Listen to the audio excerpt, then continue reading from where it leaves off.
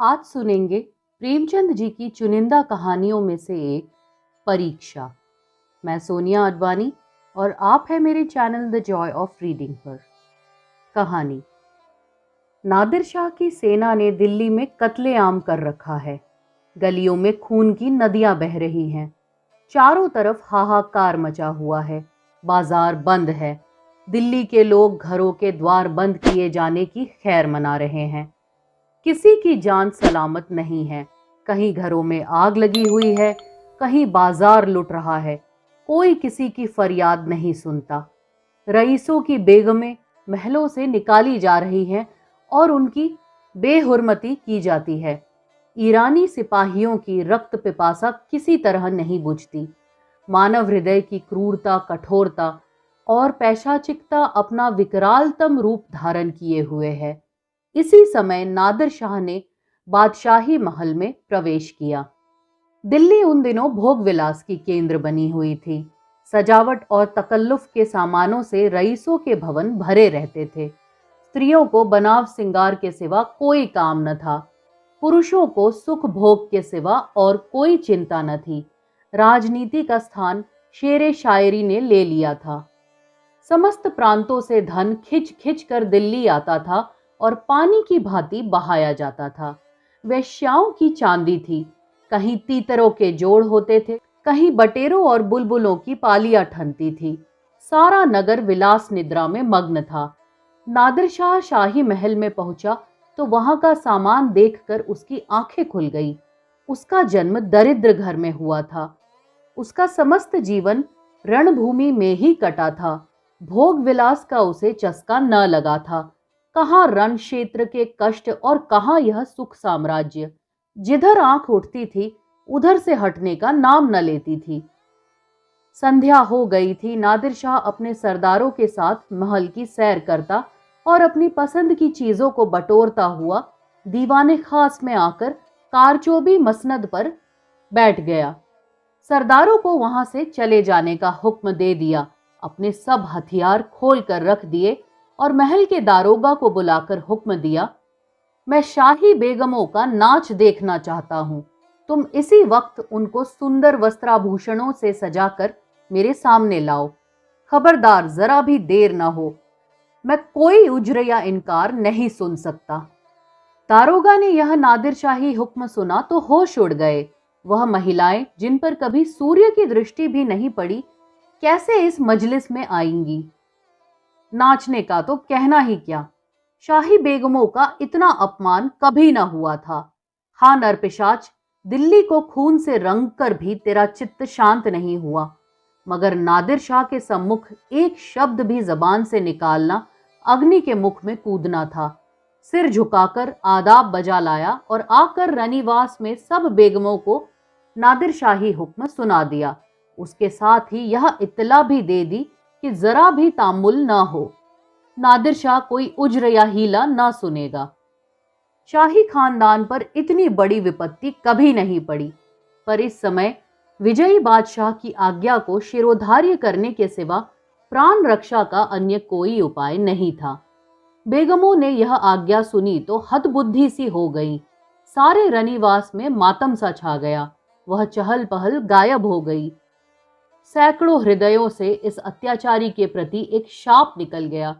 किसी ने आकाश की ओर सहायता याचना लोचनों से देखा, किसी ने खुदा और रसूल का सुमिरन किया, पर ऐसी एक महिला भी न थी जिसकी निगाह कटार या तलवार की तरफ गई हो।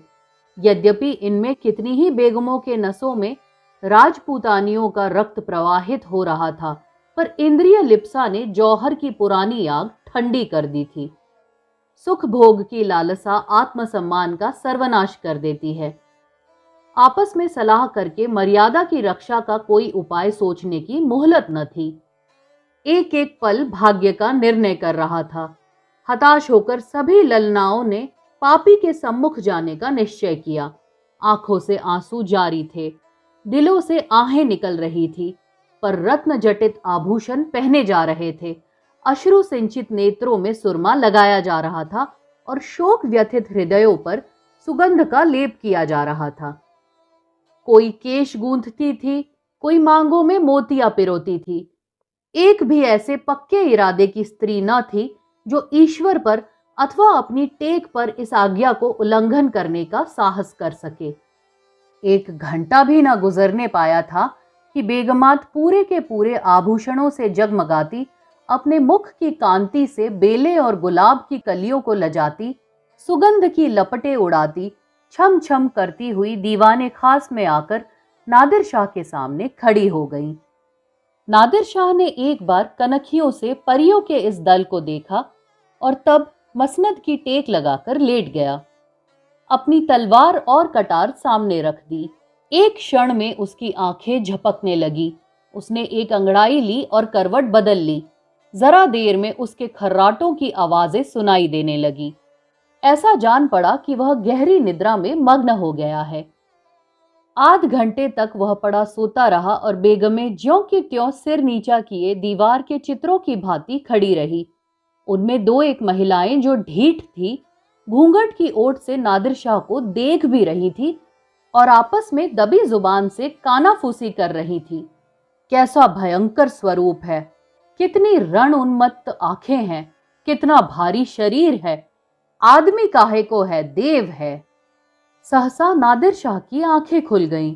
परियों का दल पूर्ववत खड़ा था। उसे जागते देखकर बेगमों ने सिर नीचे कर लिए और अंग समेटकर भेड़ों की भांति एक दूसरे से मिल गईं। सबके दिल धड़क रहे थे कि अब यह जालिम नाचने गाने को कहेगा तब कैसे क्या होगा। खुदा इस जालिम से समझे, मगर नाचा तो न जाएगा, चाहे जान ही क्यों न जाए। इससे ज्यादा जिल्लत अब न सही जाएगी।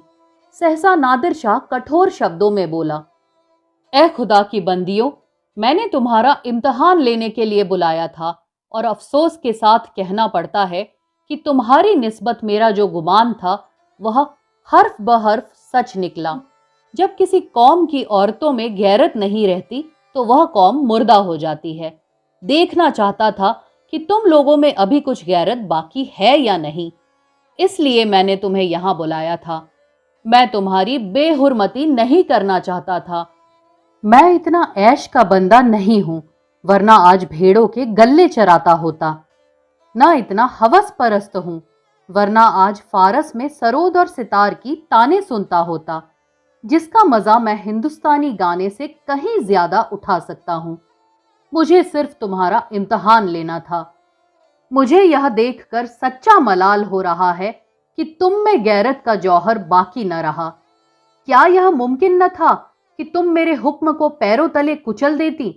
जब तुम यहां आ गई तो मैंने तुम्हें एक और मौका दिया। मैंने नींद का बहाना किया। क्या यह मुमकिन न था कि तुम में से कोई खुदा की बंदी इस कटार को उठाकर मेरे जिगर में चुभा देती? मैं कलामे पाक की कसम खाकर कहता हूं, तुम में से किसी को कटार पर हाथ रखते देखकर मुझे बेहद खुशी होती। मैं उन नाजुक हाथों के सामने गर्दन झुका देता। पर अफसोस है कि आज तैमूरी खानदान की एक बेटी भी यहां ऐसी नहीं निकली जो अपनी हुर्मत बिगाड़ने पर हाथ उठाती। अब यह सल्तनत जिंदा नहीं रह सकती। इसकी हस्ती के दिन गिने हुए हैं। इसका निशान बहुत जल्द दुनिया से मिट जाएगा। तुम लोग जाओ और हो सके तो अब भी सल्तनत को बचाओ, वरना इसी तरह हवस की गुलामी करते हुए दुनिया से रुखसत हो जाओगी। और कहानी खत्म। प्रेमचंद जी की ये छोटी सी परंतु प्रभावशाली कहानी और मेरा वाचन अगर आपको पसंद आया हो तो जल्द लौटिएगा एक ऐसी ही और कहानी के साथ तैयार मिलूंगी। तब तक विदा दीजिए। नमस्कार।